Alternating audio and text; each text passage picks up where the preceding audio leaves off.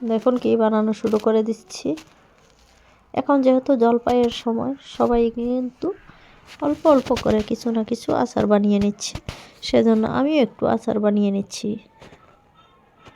কারণ প্রতিবারের মতোই আমের দিনে আমের আচার বানিয়ে নিই, জলপাইয়ের দিনে জলপাইয়ের অল্প অল্প করে আচার বানানো হয়। কারণ আমরা কিন্তু আচার সবাই খেতে পছন্দ করি, খিচুড়ির সঙ্গে, এমনি তারপর ডালের সঙ্গে কিন্তু আচার খেতে খুবই ভালো লাগে। সেজন্য একটু একটু করে আমি আচার বানাই।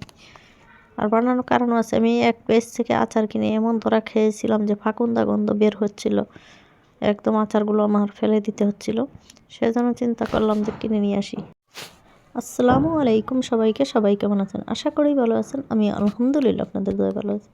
সেই যেই কথা সেই কাজ, বাজার থেকে জলপাই কিনে নিয়ে আসছি। যেহেতু এবার এখন বাড়িতে যাওয়া হয়নি, আমাদের বাড়ির জলপাইও আনা হয়নি, আচারের জন্য জলপাই এনে সিদ্ধ দিয়ে রেখে দিলাম। এখানে সরিষার তেল, চিনি, পাঁচফোড়ন যত লাগবে যাবতীয় মশলা নিয়ে আসছি। এখন সব কিছু প্রস্তুত করে নিচ্ছি। জলপাইটাকে সিদ্ধ করে যে ঠান্ডা হতে দিয়ে দিলাম। এখন সব কিছু রেডি করে নিচ্ছি। এখানে পাঁচফোড়নগুলো টেলে নিচ্ছি, শুকনো মরিচ। আমি বরাবরের মতোই সবসময় আমি আমার নিজের মতো করেই কিন্তু আচারটা বানিয়ে নিই। কে কীভাবে বানালো সেটার দিকে কিন্তু আমি মোটেও তাকাইনি, আমি আমার মতো করে বানাই। যেভাবে আমার খেতে ভালো লাগে আমি সেভাবেই বানিয়ে নিই।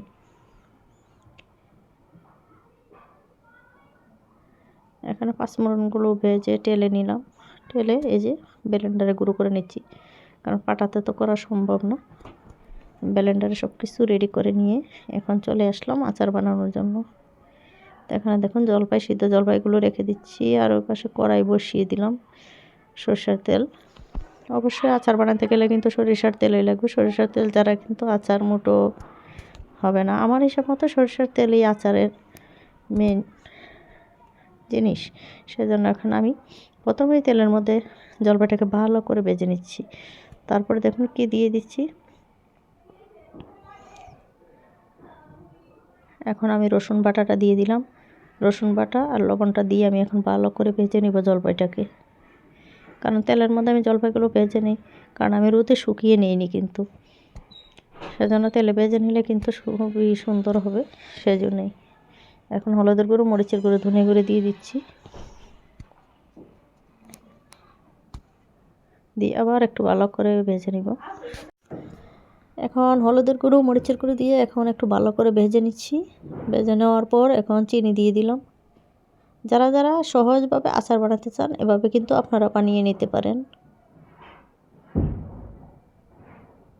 খুবই সহজে এই আচারটা বানিয়ে রেখে দিতে পারেন আপনারা ফ্রিজের মধ্যে। আপনারা যখন খেতে ইচ্ছা করবে তখনই কিন্তু খেতে পারেন। এখন আমি চিনিটাকে দিয়ে ভালো করে একটু ভেজে নিব।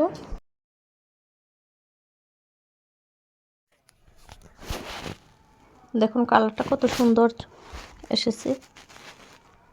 চিনি দেওয়ার পর কিন্তু কালারটা একদম চেঞ্জ হয়ে যায়। মাশাআল্লাহ, খুবই সুন্দর কালার চলে আসছে। এখন আমি শুধু চুলাটা মাঝারি আছে রেখেই বাছতে থাকবো। আর জলপাইটা একদম ভেঙে ভেঙে দিব।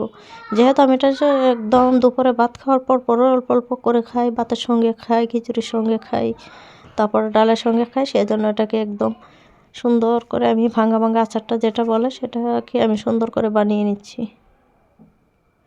এবার দেখুন একদম ভাঙা ভাঙা হয়ে গেছে। এখন এটাকে আমি একটু ভাজা ভাজা করে নিব। আর এত সুন্দর কালার আসছিল, আপনারা দেখলে বুঝতে পারতেন। ক্যামেরাতে আসছে কিনা তা বলতে পারতেছি না। খুবই সুন্দর একটা কালার চলে আসছে।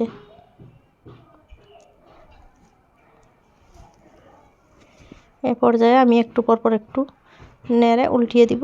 আবার একটু তেলের পরিমাণ বেশি হলে কিন্তু ঝাঁকুনি দিয়ে উল্টিয়ে দিতে পারেন। এই যে দেখুন, মাশাআল্লাহ, খুবই সুন্দর হয়েছে। আর এত মজার হয়েছিল 4 কেজি জলপাইয়ের আচার। কিন্তু বানানোর পরে দেখবেন যে কতটুকু হয়ে যায়। আর বয়মগুলো আমার ছিল খুবই সুন্দর বয়ম, আমি কৌটাগুলো রেখে দেই। আর আমার এক ভাবি আমাকে এই অনেকগুলো বয়ম দিয়েছে। আবার আমার নিজেরও বয়ম আছে যেগুলো কফি খাওয়ার পরে বয়মগুলো অবশিষ্ট থাকে সেগুলো। এখন কালারটা কেমন দেখা যাচ্ছে, কিন্তু কালারটা কিন্তু সরাসরি এত পরিমাণ সুন্দর হয়েছিল, খুবই সুন্দর। কারণ দেখলে ইচ্ছা করতেছিল যে খাওয়ার জন্য। এখন আমি কৌটা ভরে রেখে দিব আচারগুলো।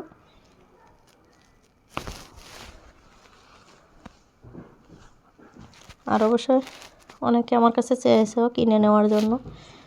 আর পরিচিত যারা আছে তাদেরকে দেওয়ার চিন্তা ভাবনা পরে করব। আর আমার কিছু অর্ডার আছে, সেখানে আমি সেগুলো একটু সেল দিয়ে দিব। আবার কিছু নিয়ে আসছি, ওগুলোকে আমি আমার নিজের জন্য বানিয়ে রেখে দেব।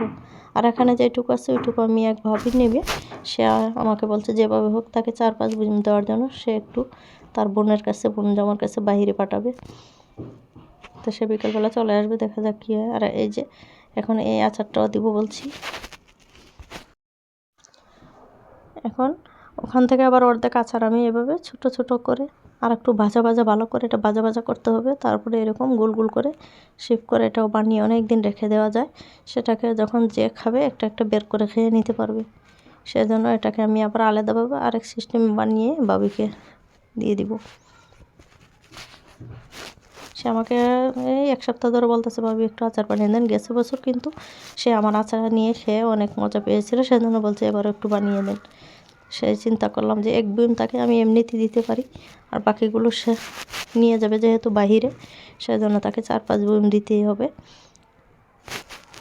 ভাবি বলছে যতই হোক টাকা বড় কথা না, অনেক সময় অনেক ইয়েতে দিতে হয়। তো সবাই ভালো থাকুন, সুস্থ থাকুন। কারো প্রয়োজন হলে অবশ্যই কমেন্ট করবেন।